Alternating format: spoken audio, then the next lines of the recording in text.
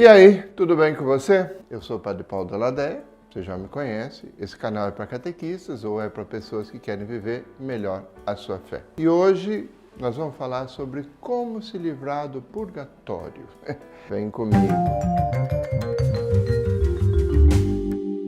Quando a gente fala de purgatório, tem gente que chega a me dizer: padre, como é que eu faço? Uma pessoa morreu, eu estou com medo de ficar no purgatório e tal. Como é que eu faço? Bom, primeira coisa, o Catecismo da Igreja Católica diz assim: você deve se confessar, sem dúvida. Se você fez algum erro, você tem que se confessar e reparar o seu erro, o seu pecado. Diz aqui no número 1472, diz assim: o perdão do pecado e a restauração da comunhão com Deus implicam a remissão das penas eternas do pecado. Ou seja, a confissão apaga a sua necessidade de ir para o inferno, as penas eternas do pecado, como se diz. Mas permanecem as penas temporais do pecado. Ou seja, a pessoa que se confessou, a não ser que ela tenha uma perfeita contrição, um perfeito arrependimento e tal, ela ainda vai pagar isso no purgatório, vamos dizer assim. Ela ainda precisa melhorar, ela precisa crescer em Cristo, vamos dizer assim, para dizer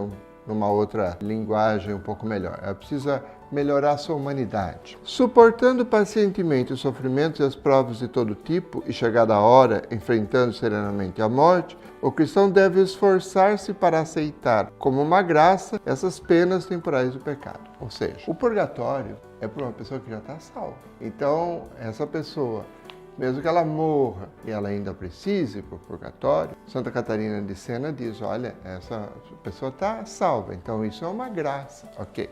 Mas o catecismo ainda continua. Deve-se aplicar por meio das obras de misericórdia e da caridade, como também pela oração e por diversas práticas de penitência, e despojar-se completamente do velho homem para revestir-se do homem novo. Ou seja, antes da morte, se você quer abreviar sua pena no purgatório, então você deve se esforçar por fazer as obras de misericórdia. Aceitar os sofrimentos. O sofrimento a gente não procura, o sofrimento a gente aceita e supera.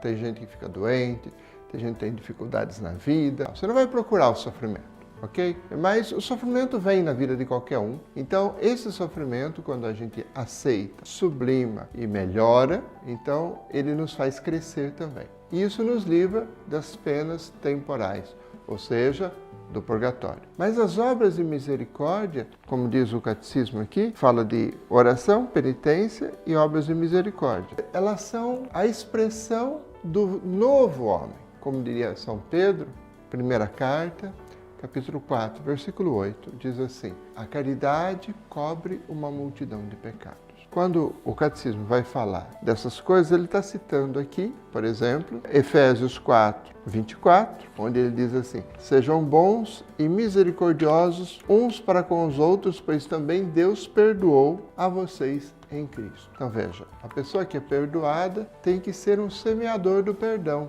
da paz, nesses tempos tão conturbados do Brasil, Mas é assim que a gente vai crescer em Cristo. Então não é porque a gente acredita que vai se salvar por conta disso, mas as obras de misericórdia são, na verdade, a expressão da graça de Deus. E ela nos ajuda a crescer, a chegar na estatura de Cristo e ir mais rápido no purgatório. Então você pode rezar missas e terços. Mas não se esqueça que Jesus não pergunta quantas missas e quantos terços você participou. Você pode dizer: padre, o senhor está dizendo uma blasfêmia. Não estou. Você pega, por exemplo, aqui, você pega Mateus 25, de 31 a 46, Jesus diz assim: quando o Filho do Homem vier em sua glória e todos os anjos com ele, então se assentará no trono da sua glória. Vai separar as ovelhas dos cabritos, os condenados dos salvos, e vai dizer aos salvos: vindes benditos do meu Pai, recebam por herança o reino preparado para vocês desde a criação do mundo. Pois tive fome e me deste de comer, tive sede e me deram de beber, era estrangeiro e me acolheram, estava nu e me vestiram, estava doente, me visitaram, estava na cadeia e vieram me ver. Então as pessoas vão perguntar: quando nós te vimos? E Jesus dirá: todas as vezes que vocês fizeram isso a um desses irmãos mais pequeninos, foi a mim, pessoalmente, que o fizeram. Então veja, essas são as obras de misericórdia. Essas são as obras de misericórdia. E é isso que Jesus vai perguntar para a gente quando nós estivermos frente a frente com Ele. Quantas foram as obras de misericórdia? Como nós fomos acolhedores das pessoas que estavam com fome, com sede, estrangeiro, nu, doente, na cadeia ou que não tinham moradia. Então, essas são as obras de misericórdia. São 7 e são corporais, são todas elas do nosso corpo. O Catecismo da Igreja Católica, ele completa no 2447, deixa eu ver se eu acho aqui, 2447, ele vai falar das obras de misericórdia, ele tem vários parágrafos sobre isso. Ele começa no 2443, quando ele fala do amor aos pobres. E ele está comentando aqui, está na seção comentando os 10 mandamentos. E ele está comentando justamente o mandamento, o 7º mandamento, não roubará. Então ele fala tudo da doutrina social da igreja, fala dos bens da pessoa, fala da atividade econômica, fala da justiça entre as nações, fala do amor aos pobres e aí, no amor aos pobres, ele vai falar das obras de misericórdia. Então veja, ele está falando, justamente comentando o mandamento do não roubar. Por quê? Porque quando nós não distribuímos aos pobres, não ajudamos os pobres, nós estamos roubando deles.